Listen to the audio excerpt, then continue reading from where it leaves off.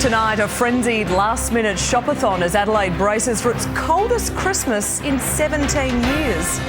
Adelaide's tent city grows as more and more families spend the holidays without a home. Police bash down a door to rescue a western suburbs man from a fierce fire. And Adelaide pet owner's terrifying tale why Christmas can be dangerous for your dogs. And Usman Khawaja struck down again, his latest attempt to stage a human rights protest banned. Live from Adelaide, 7 News with Elspeth Hussey. Good evening. The latest forecast has put a cloud over Christmas as parts of South Australia brace for a wet and wild day with temperatures set to plummet. But while many may be forced to reconsider their outdoor gatherings, retailers are rejoicing with a last-minute shopathon keeping the tills ringing until the close of trade. 'Tis the season to be shopping as last-minute retail warriors scoured the Rundle jungle to beat the closing time beast. I have to get presents for everyone. How many presents? Can't. Some towers of gifts remain a mystery, others a little more obvious, but each had a loved one's name on it. Daughter-in-laws and mum, yeah. Just from the same shop basically, saves a bit of time. Shoppers spread the love at Paraka's Farmers Market. Christmas hams. I think our orders increased by nearly 30% this year. Cheap cherries. It's good quality stuff. And veggies. Tomorrow will be happy Christmas. Just see Tran, the broccoli man. Cauliflower to mix together with the broccoli. Oh, you can't go wrong with this. You can't go wrong at the Central Markets either, open for one-off Sunday trade. Going to be healthy. I mean, look at me. Look at my muscles. And healthy trade too. Sales at fine seafood over Christmas are 6 times higher than normal. Seafood is one of those things that Christmas is known for, so to be able to offer really fresh, amazing seafood from Australia and New Zealand at this time of year for us is absolutely priceless. Just like Santa here, South Aussie shoppers are now ticking every last gift off their list ahead of tomorrow's big day. But if you did miss something, don't despair. Some servos like OTR will remain open. So too, a handful of IGAs, like the City East store, and select bottle shops, including the Southwark Hotel on Port Road from 10 till 12. We're ready for it. But if you're still hungry for a bargain, why wait till Tuesday? David Jones has just launched its Boxing Day sales online. And that's allowed our customers to be able to just get in a little bit early to get those really good offers. For now though, let the Christmas joy begin. Merry Christmas! Tom Johnson, 7 News. Adelaide has been dealt its coldest Christmas day in 17 years. In fact, some parts of the state, it could be a washout.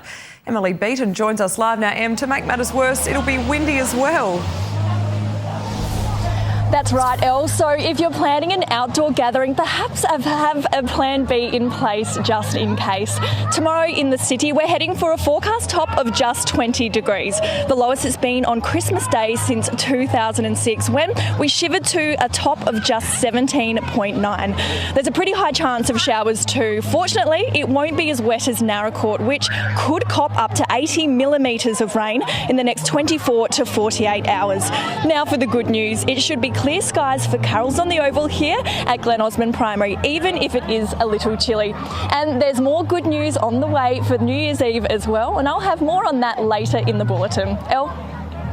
Thank you, Emily. While thousands spend up a storm this festive season, countless families will be camped in the parklands with nowhere else to go. As Adelaide's tent city grows, the Hutt Street Kitchen is preparing for a record number of people on Christmas Day. This miniature tree is bringing the festive spirit to a community that has little to celebrate. We're just going to have our own little Christmas. Opal and Charlie are among dozens that are right now living rough in the South Parklands, preparing for a Christmas with strangers they now call family. We've been here for almost 2 weeks. There's 7 of us here. They've set up a little life among the gum trees. Got a pantry tent. Storing non-perishables, creating a makeshift kitchen and preparing the occasional fire to keep warm. This is like a little section that they sit on. It's just one of many tent cities on our city's outskirts. I've definitely seen a lot more people. The homeless community, we have been forgotten. They say the housing shortage and affordability has made things tough, but they also wish there were more overnight beds to give them a break from the struggle. We're finding a place to sleep in a park where it's safer than under a bridge or out the front of a cafe or something. I've been on Priority 1 housing for 2 years. Tomorrow, the Hutt Street Centre's putting on breakfast and lunch, as well as giving those doing it tough a gift and a bag of food. But sadly, this year, the cost of living's also put a squeeze on donations. Even Hutt Street's struggling. We need some more help, please. Kimberly Pratt, 7 News. The boss of murdered property manager Julie Seed, who was killed in a horror stabbing at Plimpton, has broken her silence. Andrea Nicholas joins us now in the studio. Andrea, she's also blaming our state's mental health system. That's right, Elle. In an emotional open letter, the principal and director of the Real Estate Agents Group has paid tribute to her slain colleague while also urging authorities to act. Ali Comley says the agency is devastated by the heart-wrenching loss of Julie Seed and the serious injuries sustained by their colleague Sue Sardino. But today she declined our request for an interview, saying her focus is on supporting Julie and Sue's families. In her letter, she says these two girls were more importantly our real sisters, an integral part of our real family who we love wholly. On Wednesday afternoon, 38-year-old mother of two, Julie Seed, was murdered inside her Plimpton workplace, where her colleague Sue was also targeted. Ms Comley credits their co-tenants' brave and timely intervention for, without question, saving Sue's life. She also thanks the paramedics and police. It's alleged 30-year-old Sean Dunk carried out the attacks after being released from the RA, where he'd been detained on a mental health order. Ali Comley says enough's enough. We must honour dear Julie's life and ensure this tragedy is the turning point to fast-track an immediate overhaul of the SA mental health system that has utterly failed so many. The real estate industry has set up a GoFundMe page to help the families of Julie and Sue. It's so far raised almost $4,000. Elle. OK, thank you, Andrea. A teenage P-plater is extremely lucky to be alive after a horror crash at Kadina this morning. Police say his Ford Ranger became airborne, striking a tree some 15 feet off the ground before slamming onto the driver's side. Incredibly, the 18-year-old local man escaped the mangled wreck with only minor injuries. There was a brief moment of panic when 5 people, including 2 kids, became stuck in a lift at the Mawson Lakes train station. An electrical fault occurred just as the carriage was moving between floors. Emergency crews managed to pass Ventolin to one of the adult women who suffers from asthma. Fortunately, a lift engineer was on hand to save the day, and the ordeal lasted about an hour. A batch of prescription medications has been stolen from a pharmacy on Henley Beach Road. Police were called to the chemist warehouse at Torrensville at 3:30 this morning to find 2 windows smashed in. While one suspect helped himself, another was waiting in a black convertible parked nearby. The thief was wearing a black hooded jumper and green gloves. A Western Suburbs man has told how police bashed down his door to rescue him from fierce flames spreading from a neighbouring home. Locals say they heard yelling and screaming moments before the Housing Trust unit erupted into a giant fireball. It was far from a silent night in Seaton. Residents on Pedlar Street waking to explosions coming from this Housing Trust unit just before 10 p.m. There was just a massive fire, so much smoke going everywhere. It was just really, really big. My son said, Mum, what? Number 49's on fire. I said, bullshit. And it was too. Fortunately, no one was inside, but next door, Stephen Miller was in danger. Police said you've got to get out of the house, and they ripped the screen door off, and then I got out of the house. One resident has told 7 News they heard a group yelling and screaming moments before the blaze broke out. Last night was unordinarily busy for people. Couldn't really pin who may or may not have done it, but it was definitely suspicious. Police suspect so too, with a jerry can found at the scene. Fortunately, fireys were able to stop the blaze from spreading to Stephen's unit, but he says he'll now likely be spending Christmas and Boxing Day without power. Oh, I was having a bit of a panic attack. I'm happy or lucky that the house didn't burn down. Jasmine Turlings, 7 News. There's a new twist in cricketer Usman Khawaja's human rights campaign ahead of the Boxing Day test. The star opener has now been banned from wearing a dove of peace. Usman Khawaja was notified this morning by the ICC that he does not have permission to display a dove symbol for the Boxing Day test. He joined teammates at the MCG for the Aussies' main session earlier today. A dove with an olive branch in its mouth was on his right shoe and also on a sticker on the back of his bat. He did get approval from Cricket Australia but was denied by the ICC. He was reprimanded for wearing a black armband in Perth. He had wanted to display "All lives are equal" written on his shoes in support of the people of Palestine, but was told that was deemed a political statement. A big grey area for the governing body. Khawaja did think long and hard about how to show his support for the people of Gaza with a symbol instead of words or a slogan.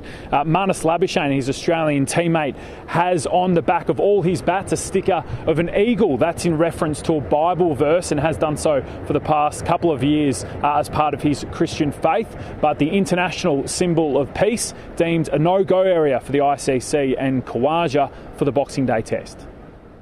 The federal government is tonight celebrating a significant step towards the construction of nuclear submarines. A new deal has been signed here to start building, but workforce challenges remain. A massive step in a momentous year for Australia's defence capabilities. Contracts have been finalised this week to start shaping the shipyards in Adelaide. That'll soon be home to Australia's fleet of nuclear-powered submarines. The great news is that construction will start next year. It'll involve new staging and storage areas, building bridges and roads to support the future construction workforce. But that's the biggest concern. The workforce is the number one challenge. I'm confident we'll overcome it. We need action, not words, from this government. And I know the Americans are worried about the delays in the delivery of the submarines. About 4,000 workers are needed to design and build the infrastructure. A further 5,000 Australians are needed to build the boats. Another 10,000 will be employed as part of the overall effort. And it's no easy task. Special skills are needed, and migrants might not be permitted to work on the top-secret project. We're training Australians to do these jobs right now. We need that capability because, as the Prime Minister rightly points out, we live in the most precarious period since the Second World War. The $300 billion project is expected to be complete by 2040. Jennifer Beshwati, 7 News. The Czech Republic has paused for a national day of mourning to remember the 14 victims shot dead by a heavily armed lone gunman in Prague. Churches, normally reserved for Christmas services, hosted sombre prayers for the dead. Across the Czech Republic, a minute's silence was broken only by bells and the sound of rain on Prague's cobblestone streets. Saturday marked a day of national mourning for the 14 victims of the country's worst mass shooting in modern history. Among them, a first-year student, a promising athlete, a volunteer firefighter. We're still experiencing enormous horror, and that's incomparable to what the victims must be experiencing, both what they were experiencing at the time of the attack and what their loved ones or those who were injured are experiencing today. The city's cathedral, normally a place of Christmas hymns and hope, was today a gathering place for the broken-hearted. With this country still in mourning, among all the sorrow there are questions too about why the shooter had such a huge arsenal of weapons and what prompted him to go on this killing spree.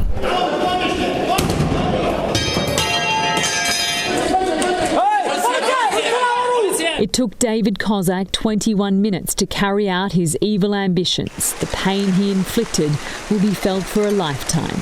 In Prague, Ashley Mullaney, 7 News. Doctors are slamming the Albanese government over its shingle vaccine rollout, labelling it uncoordinated and unorganised. 5 million shingles vaccines were supposed to be available from November, but GPs say they've already run out. Free shingles vaccines for over 65s are proving popular. 500,000 jabs have already been administered, and now this GP is fresh out of stock. The main issue is supply. The promise is made and the vaccines aren't delivered. His waiting lists are pages long. GPs across Australia are forced to turn people away. That's not a decision that should be at the GP's feet. It should be at the government's feet. When I saw a patient yesterday who's got shingles, she's eligible for it, but we haven't gotten it.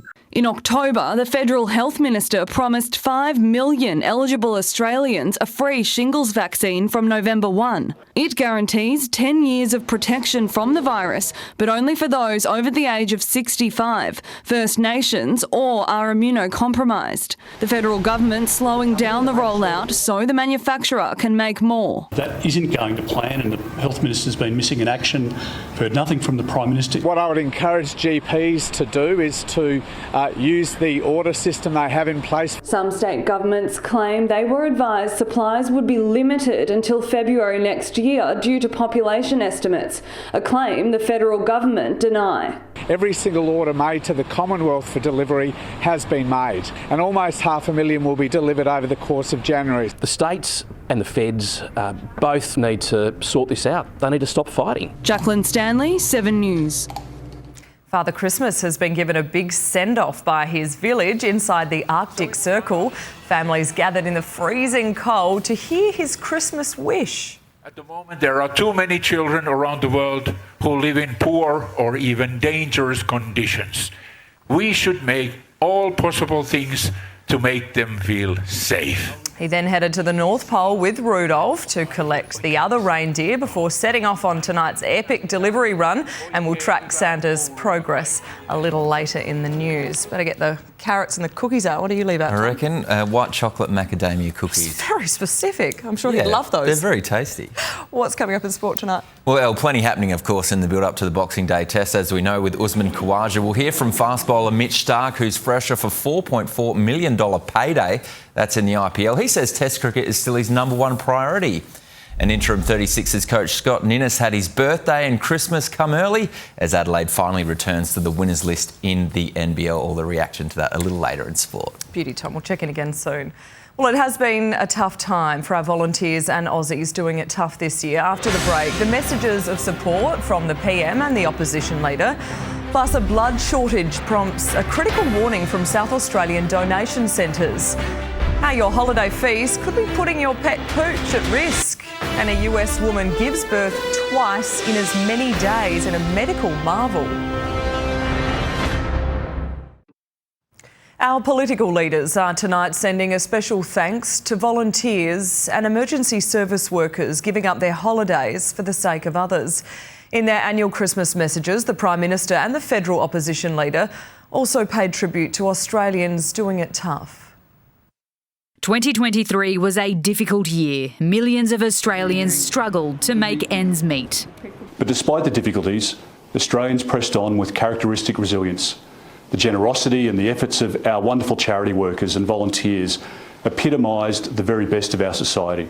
And this Christmas, our political leaders are urging all Australians to give thanks to those helping others. Our emergency personnel and Australian Defence Force members, whether here or overseas, our medical workers and our hospitality and those who give up for others through charities. As the year draws to an end, Prime Minister Anthony Albanese paid tribute to those impacted in the recent flooding in far north Queensland. To them I say, you are in our thoughts. May better times be ahead. Opposition leader Peter Dutton sent condolences to Australians who've lost loved ones this year, particularly those in tragedies that shocked the nation. Such as the victims of the Gold Coast helicopter mid-air collision, the Hunter Valley wedding party bus crash, the Dugald River mine accident, the Taipan helicopter disaster, and the 2 police officers who were killed on duty. For religious Australians, Christmas is about hope. But whether you're Christian or not, Christmas is a time to give thanks for the things we hold dear. It's a chance to rest, to spend time with our family, catch up with friends, and may all Australians have a happy and joyous Christmas and a safe one. And please, this festive season, drive safely. I wish all Australians a happy, relaxing and safe Christmas in the company of family and friends. Jennifer Beshwati, 7 News. Bethlehem is a very sombre place this Christmas with the cancellation of all festivities. Instead, Palestinian Christians have unveiled a war-torn nativity scene in Manger Square. Mary, the baby Jesus, and the three wise men shelter behind rubble and barbed wire. Bethlehem reject this aggression against our people in Gaza Strip. We are witnessing a genocide. Christians make up around 2% of the population across Israel and the Palestinian territories. A shooting at a shopping centre in Florida has left one man dead. Police were called to what they thought was an active shooter situation, but once they arrived, they found it was a targeted act of violence. The centre was evacuated and a woman rushed to hospital with gunshot wounds to the leg. The suspect fled and police are tonight hunting him down. A woman has had a rare 1 in a million pregnancy in the US, giving birth twice in 2 days. 32-year-old Kelsey Hatcher was born with 2 uteruses and was pregnant in both at the same time. After 20 hours of labour, she welcomed Roxy and Rebel on the 19th and 20th of December. Everybody got super emotional when Roxy was born because it was like, we did it. But then the reality hit that, okay, well, we have another one we've got to take care of too. Doctors say the pair can safely be called twins and they're now healthy and at home with mum and dad. Stormy conditions in the eastern states today could herald heavy weather for Tuesday's start of the 78th Sydney to Hobart race. But skippers and crews reckon they're up for the challenge, especially one legendary yachtswoman who's endured far worse. She's the teenage sailor who became a household name back in 2010. Check that out, got Cape Horn there. But when you ask Jessica Watson how she feels heading into this year's Sydney Hobart, it's a lot. I don't know if it's nerves to sort of be heading out to sea, but it's nerves in that we've all put so much into this. Joining a crew of 6. I almost didn't do this because the bathroom facilities are not okay. They'll be racing on one of the smallest boats in the fleet, Azuro. She's also the same type of boat as the boat I sailed around the world, Nest 34, and that was featured in Netflix True Spirit. A tiny yacht taking centre stage in a film about her solo journey around the world. This is dangerous, okay? Why don't you just give me a break?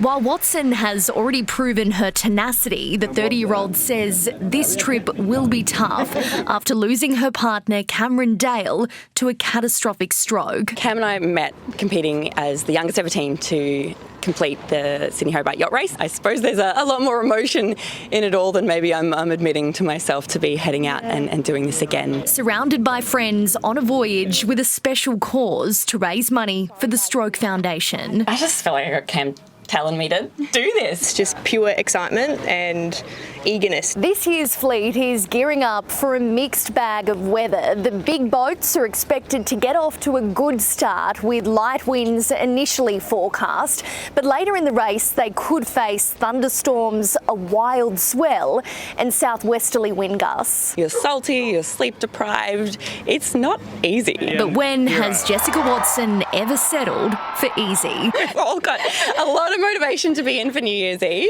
Annie Puller, 7 News. Good luck to her. Blood donor organisations have issued an urgent warning. Coming up next, how South Australians can help amid predictions of a critical holiday shortage. Also, a founding member of a popular country band dies in a Texas car crash. Aussies hit the streets of LA to help with the growing homelessness crisis. And Adelaide Zoo residents tuck into some early holiday treats. He's triumphed with the Aussies across the world and stars for our strikers. Now, Adelaide's Alex Carey reports to you on 7 News. I'll take you inside the summer of cricket on 7 News. Alex Carey takes the catch. Inside the Big Bash, inside the tests, Alex Carey, exclusive to 7 News. With many South Australians on well-earned Christmas breaks, Lifeblood is warning the need for blood never stops. There are fears supplies will reach a critical shortage over the festive season unless more people roll up their sleeves.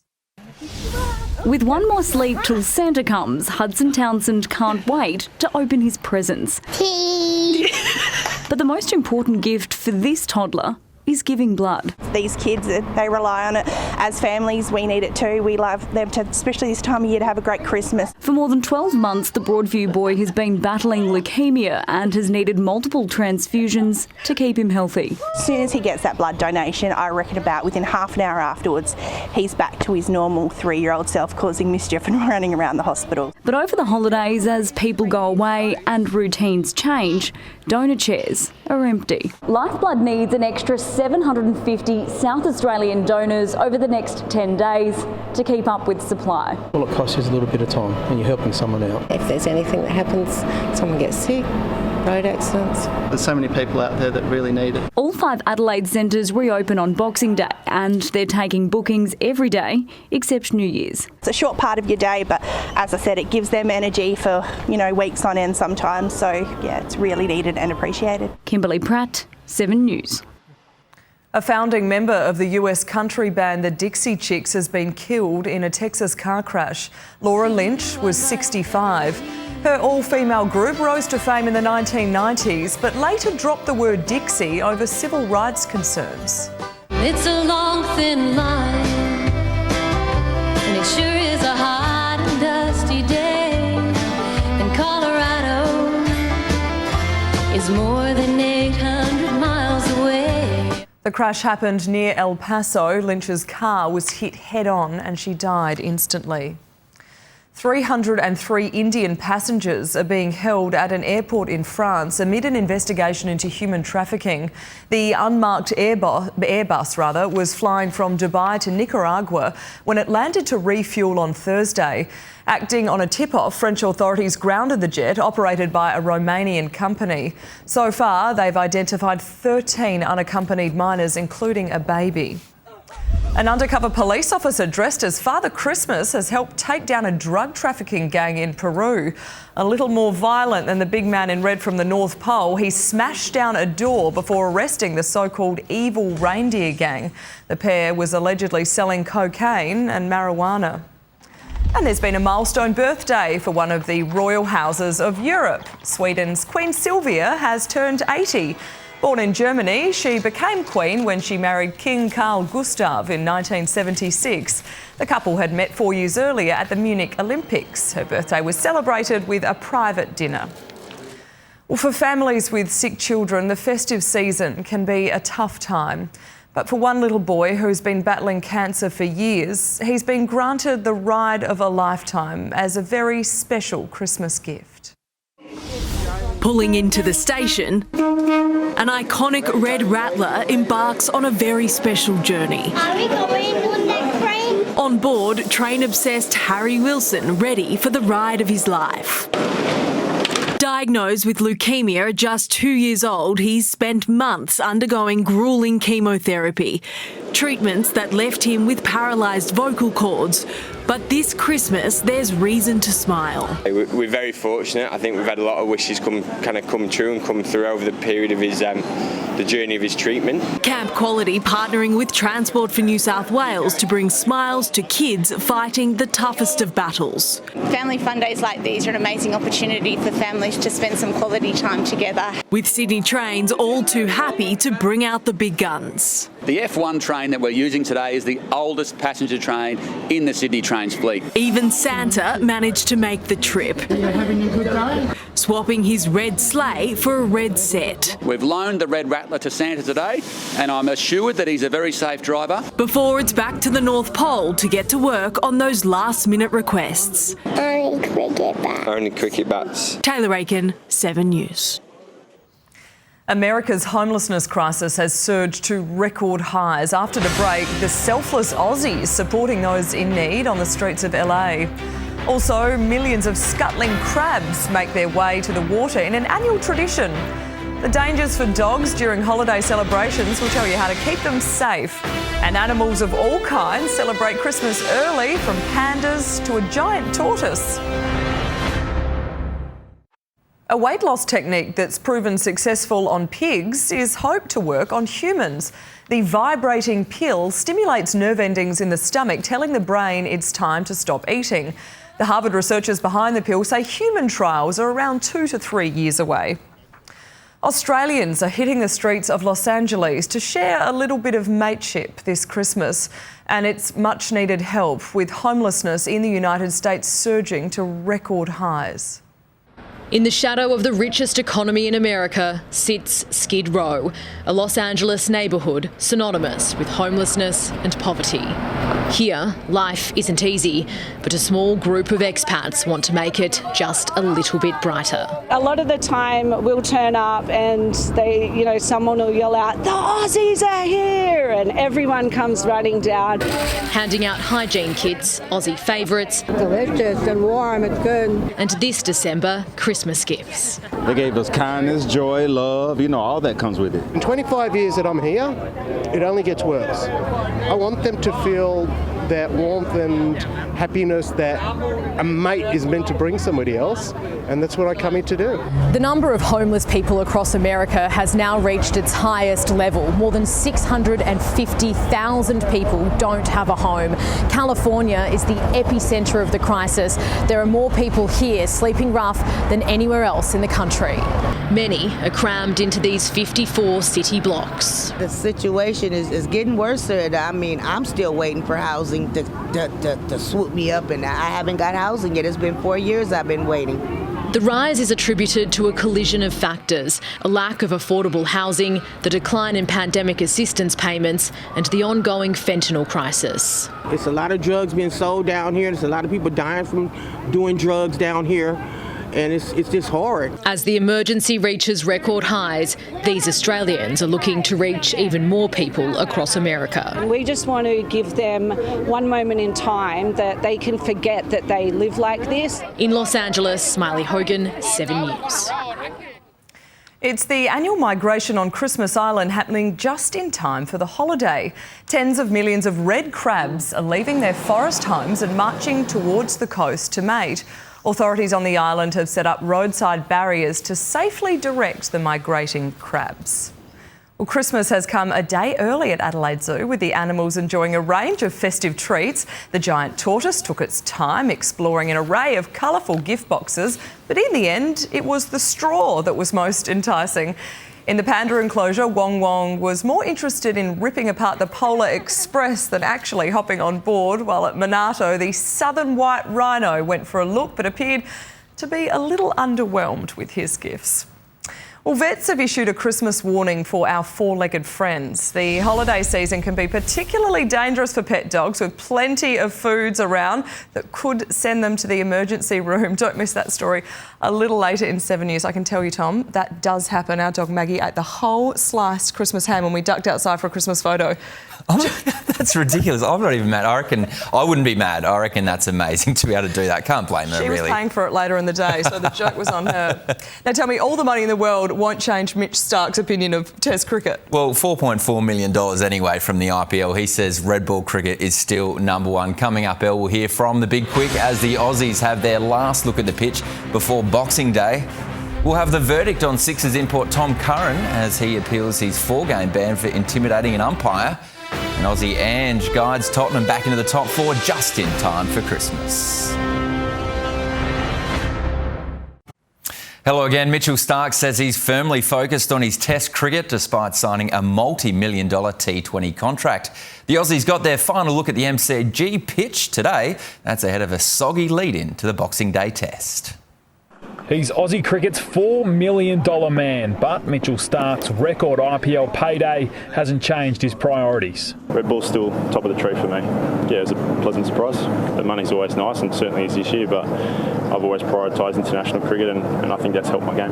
Aussie coach Andrew McDonald taking one last look at the MCG pitch, likely to spend all of tomorrow under the covers as Melbourne prepares for a wet Christmas day. Probably a fraction less grass than maybe last year, which probably means again an even much more even contest. Recently bitten by the golfing bug, Steve Smith was the first into the MCG nets and the last one out, hitting for over 3 hours on Christmas Eve.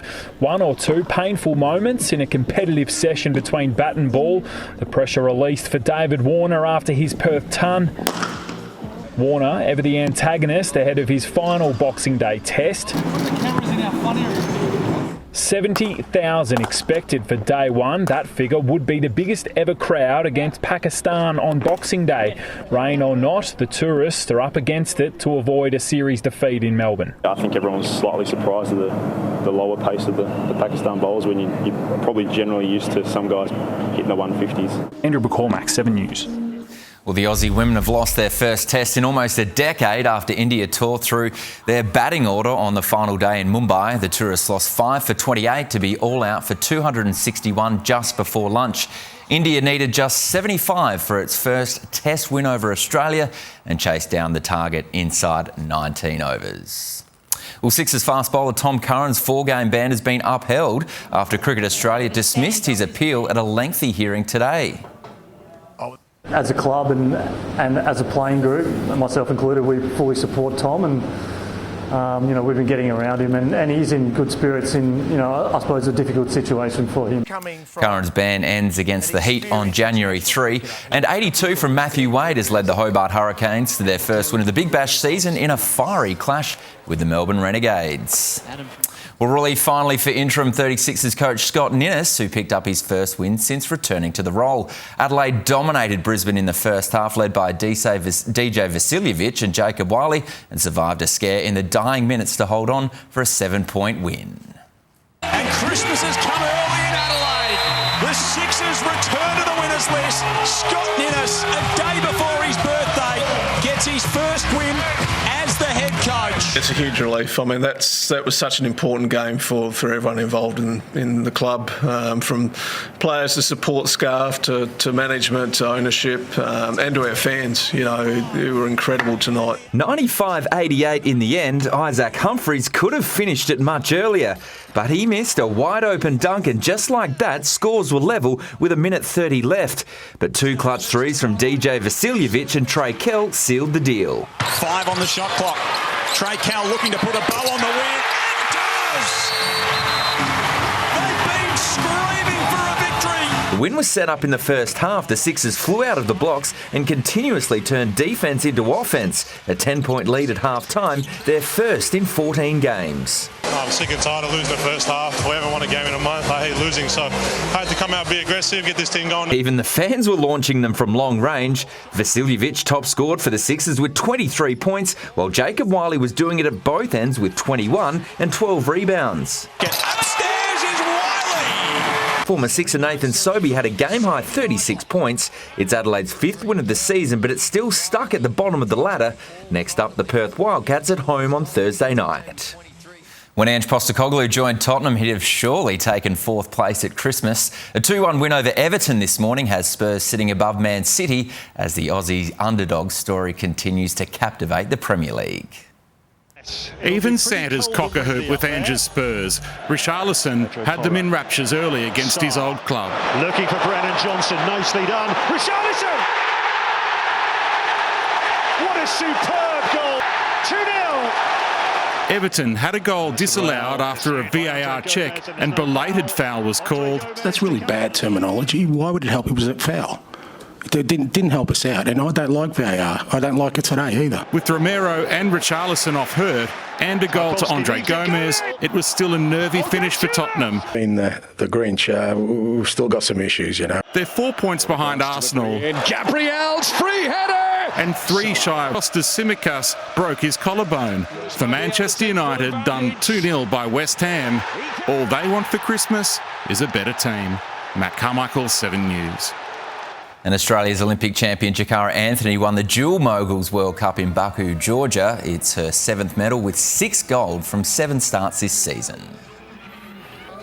It was awesome to be a part of, and it was heaps of fun out there skiing some runs. Only 25, Anthony now has won 14 World Cup golds, just 4 short of Dale Begg-Smith's Australian record. And Aussie cruiserweight Jai Opetaia has moved to 24-0 after knocking out undefeated Brit Ellis Zorro in the first round. Jai Opetaia is a bad man. The 28-year-old London Olympian took home a $680,000 payday in Saudi Arabia at the Day of Reckoning megacard. Resurgent Kiwi Joseph Parker dismantled Deontay Wilder in 12 rounds, spoiling plans for a Wilder-Anthony Joshua super fight. Joshua destroyed Swede Otto Wallen in 5 rounds. That's our sport, Elle, and special shout out to Scott Ninnis, who got his first win since returning. It's his birthday tomorrow, Christmas Day, but I don't think we can call him the Messiah just yet. Oh, I think Malcolm Blight firmly holds that title, doesn't he? That's fair. Thank you, Tom. Well, they've been known to wolf down pretty much anything all year round, but vets say Christmas can prove particularly lethal for dogs. Chocolate's a common danger, but even a mince pie or turkey stuffing could send your four-legged friend straight to emergency. All it takes is a split second and your pup can get up to no good.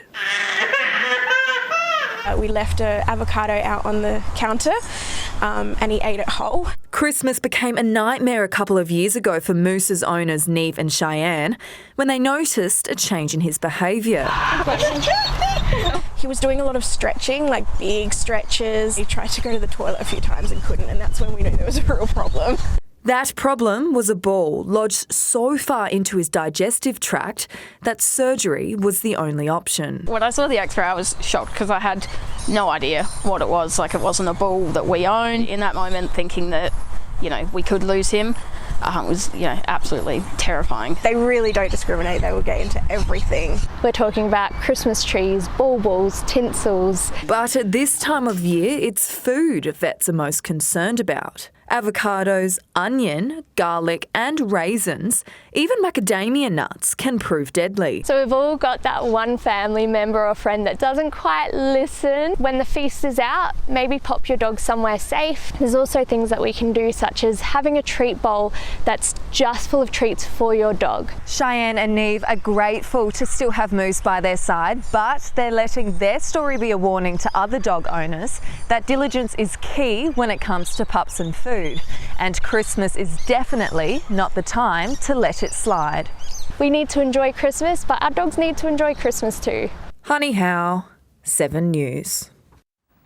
Beaton's back after the break with the latest on the weather, including your New Year's Eve forecast. We're bracing for the coldest Christmas in 17 years. I'll be back with the full forecast live from Glen Osmond Primary. This summer, when the big news happens, turn to 7. Right across the holiday season. Something needs to be done about the mental health care system. Innocent people are losing their lives and it's not fair. 7 News will bring you the news when it matters. It's the news more Australians watch. That's why if it's breaking, you see it here on 7. Thousands of visitors every night. Be first to know with 7 News.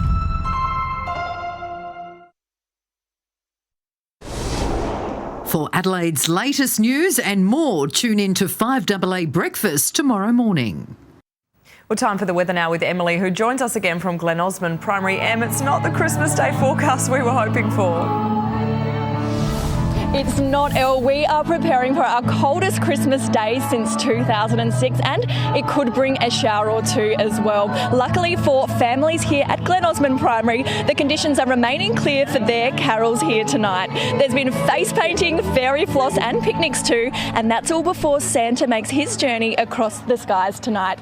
In the city today, we dropped to a low of 13 degrees this morning. We hit a top of 21.8 and right now it's around 18 degrees. Across the state today, temperatures were well below average due to the cloud and cooler southerly winds. Whyalla reached a top of 23, Port Lincoln 21. A high pressure system will move into position south of the Bay this weekend, delivering a cooler and fresh south to southeasterly flow across the state. The low pressure system over the eastern states will be responsible for maintaining a ridge of high pressure through to the middle of next week. Interstate tomorrow, showers and possible storms along the east coast. 27 for Sydney, 23 for Melbourne, while Perth remains hot and sunny, 35 there. Across the state, the official Christmas Day forecast is in, and it's set to be a windy one across the board. 24 in Port Augusta, 23 for Port Pirie. Then further south, the rain is set to hit. 18 in showers in Clare, Murray Bridge and Victor Harbour, 19 in Renmark and Naracoorte, 18 in Mount Gambier. A gale warning has been forecast for the upper southeast coast and a strong wind warning for the following areas. In the city tomorrow, we're preparing for the coldest Christmas in 17 years. A shower or two and a top of just 20. On metro waters, winds southerly to 30 knots, seas increasing to 3 metres. Looking ahead, a shower or two for Boxing Day 21, then the temperatures warm up again.